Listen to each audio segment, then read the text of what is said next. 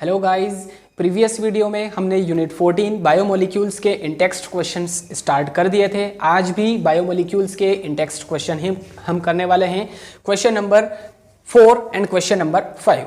ठीक है, तो इंटेक्स्ट क्वेश्चन है, एनसीईआरटी क्वेश्चंस हमने सभी कर लिए हैं।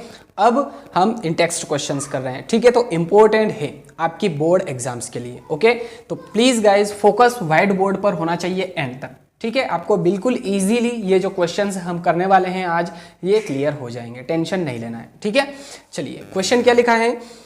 The melting point and solubility in water of amino acids are generally higher than that of the corresponding halo acids. Explain, है ना। हमें यहाँ पर ये एक्सप्लेन करना है कि जो अमीनो एसिड्स है उनकी वाटर में सोल्यूबिलिटी और फिर इनका मेल्टिंग पॉइंट दोनों क्या होते हैं, हाई होते हैं। किसके कंपैरिजन में, हेलो एसिड्स के, है ना। कोरेस्पॉन्डिंग हेलो एसिड्स के कंपैरिजन में melting point and solubility high होते हैं अमीनो एसिड्स के।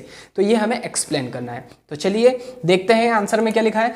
Amino acids show dipolar behaviour when dissolved in water giving rise to zwitter ion, है ना। ज्विटर आयन क्या है, ये हमने जो टॉपिक किए थे एनसीईआरटी के जो टॉपिक किए थे हमने 14 बायोमोलिक्यूल्स के, तो उसमें हमने पढ़ा था ज्विटर आयन क्या होता है ना। अमीनो एसिड्स क्या करता है, एक अमीनो ग्रुप कंटेन करता है और एक कार्बोक्सिलिक एसिड ग्रुप कंटेन करता है ना। तो यहां पर जब इसको वाटर में डिसॉल्व किया जाएगा तो ये एक डाइपोलर आयन का फॉर्मेशन कर लेगा और इस डाइपोलर आयन को ही कहते हैं हम ज्विटर आयन। ठीक है, तो यही लिखा है यहां पर, amino acids show dipolar behaviour when dissolved in water giving rise to zwitter ion, है ना। अमीनो एसिड्स क्या शो करते हैं, डाइपोलर बिहेवियर शो करते हैं जब इनको हम वाटर में डिसॉल्व करते हैं और जो ज्विटर आयन होता है उसका फॉर्मेशन होता है ना। और इसे डाइपोलर आयन भी हम कहते हैं, है ना। तो देखिए ये एक अमीनो एसिड है, यहाँ पर अमीनो ग्रुप भी है, कार्बोक्सिलिक एसिड ग्रुप भी है। जब इसको हम वाटर में डिसॉल्व करेंगे तो ये एक डाइपोलर आयन, देखिए दो पोल है यहाँ पर, एक पॉजिटिव पोल भी है और एक नेगेटिव पोल भी है। तो दो पोल बन गए हैं, इसीलिए इसको डाइपोलर आयन कहते हैं और इसे ज्विटर आयन नाम दिया गया है। ठीक है, चलिए अब यहां पर देखिए डाइपोल का फॉर्मेशन हो गया है ना, ज्विटर आयन का फॉर्मेशन हो गया। आगे क्या लिखा, due to this dipolar behaviour they have strong electrostatic interactions within them and with water. ठीक है, यहां पर जो डाइपोलर बिहेवियर है अमीनो एसिड्स का, इसीलिए जो ज्विटर आयन है या जो अमीनो एसिड्स है उनमें क्या होता है, इलेक्ट्रोस्टैटिक इंटरेक्शंस होता है ना। इन जो मॉलिक्यूल्स हैं इनके, ज्विटर आयन के या फिर अमीनो एसिड्स के, तो इनमें इलेक्ट्रोस्टैटिक इंटरेक्शंस होता है। और साथ ही जो वाटर मॉलिक्यूल है, वाटर मॉलिक्यूल का फॉर्मूला क्या होता है, H पॉजिटिव होता है यहाँ पर और OH नेगेटिव होता है। तो यहाँ पर भी डाइपोल है और यहाँ पर भी डाइपोल है ना। तो लाइक डिसॉल्व लाइक वाला जो रूल है, जो यूनिट 2 में हमने पढ़ा था, है ना, सॉल्यूशन वाले चैप्टर में, लाइक डिसॉल्व लाइक, यानी कि अगर कोई मॉलिक्यूल पोलर है, वो अगर किसी दूसरे मॉलिक्यूल में हम ऐड कर रहे हैं, मिला रहे हैं और वो भी पोलर है, तो वो एक दूसरे को मिक्स कर लेंगे, सोल्यूबल हो जाएंगे एक दूसरे में।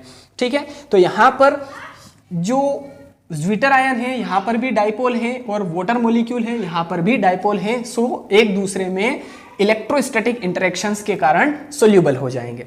ठीक है, चलिए अब आगे क्या लिखा है, but hello acids doesn't show such dipolar behavior. For these reason the melting point and solubility in water of amino acids are higher than that of corresponding halo acids, है ना। बस यही रीजन है। देखिए यहाँ पर अमीनो एसिड्स में dipolar ion का फॉर्मेशन हो जाता है, ज्विटर आयन का फॉर्मेशन हो जाता है, इसीलिए इनकी सोल्यूबिलिटी हाई होती है और सोल्यूबिलिटी अच्छी होती है और मेल्टिंग पॉइंट भी हाई होते हैं, है ना। बट हेलो एसिड्स में कोई डाइपोलर जो आयन है उसका फॉर्मेशन नहीं होता है, डाइपोलर बिहेवियर शो नहीं करते हैं हेलो एसिड्स। सो इसीलिए इनका मेल्टिंग पॉइंट एंड सोल्यूबिलिटी दोनों ही क्या होते हैं, लो होते हैं। ठीक है, तो आई होप जो 4th क्वेश्चन है इंटेक्स्ट क्वेश्चन वो आपको अच्छे से क्लियर हो चुका है। अब नेक्स्ट क्वेश्चन हम देखते हैं 5th question, where does the water present in the egg go after boiling the egg, है ना। एग को बॉईल करने पर जो उसके अंदर वाटर प्रेजेंट रहता है वो कहां पर चला जाता है, है ना। जैसे ही हम एग को बॉईल करते हैं तो उसके अंदर जो वाटर प्रेजेंट रहता है वो उड़ जाता है, मतलब कि एब्जॉर्ब हो जाता है, एड्जॉर्ब हो जाता है, कहाँ पर चला जाता है और क्यों चला जाता है, तो इसका रीजन हमें यहाँ पर बताना है। चलिए तो देखते हैं आंसर में क्या लिखा है। When egg is boiled the protein present inside the egg get denatured and coagulate, है ना। डीनेचरेशन ऑफ प्रोटीन वाला वीडियो अगर आपने नहीं देखा है तो उसमें मैंने आपको ये एग्जांपल बताया था। जब एग को बॉईल करते हैं तो क्या होता है, उसके अंदर जो प्रोटीन होता है, उस एग के अंदर जो प्रोटीन होता है वो कोएगुलेट हो जाता है या डीनेचर्ड हो जाता है ना। तो यहाँ पर यही लिखा है कि जब एग को बॉईल करते हैं तो उसके अंदर जो प्रोटीन प्रेजेंट रहता है वो क्या हो जाता है, डीनेचर्ड हो जाता है और कोएगुलेट हो जाता है। ठीक है, कोएगुलेट हो जाता है और डीनेचर्ड हो जाता है। फिर आगे लिखा है after boiling the egg the water present in it is absorbed by the coagulated protein through hydrogen bonding. ठीक है, जब वाटर को बॉईल करते हैं तो उसके बाद में क्या होता है कि उसके अंदर जो वाटर प्रेजेंट रहता है वो एब्सॉर्ब्ड हो जाता है ना। एब्सॉर्ब हो जाता है, क्यों हो जाता है, किसके थ्रू हो जाता है, कोएगुलेटेड प्रोटीन के थ्रू हो जाता है और यहाँ पर हाइड्रोजन बॉन्डिंग भी हो जाती है। सो इसीलिए जो वाटर के जो एग के अंदर वाटर होता है वो एब्सॉर्ब हो जाता है ना। यहाँ पर हाइड्रोजन बॉन्डिंग हो जाती है कोएगुलेटेड प्रोटीन के थ्रू, इसीलिए जो वाटर होता है एग के अंदर वो एब्सॉर्ब हो जाता है। ठीक है, तो I hope 4th and 5th दोनों ही क्वेश्चंस आपको बिल्कुल इजीली अच्छे से क्लियर हो चुके हैं।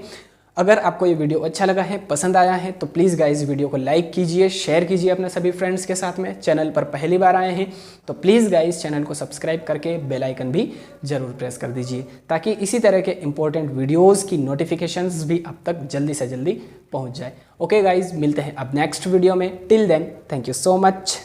जय हिंद।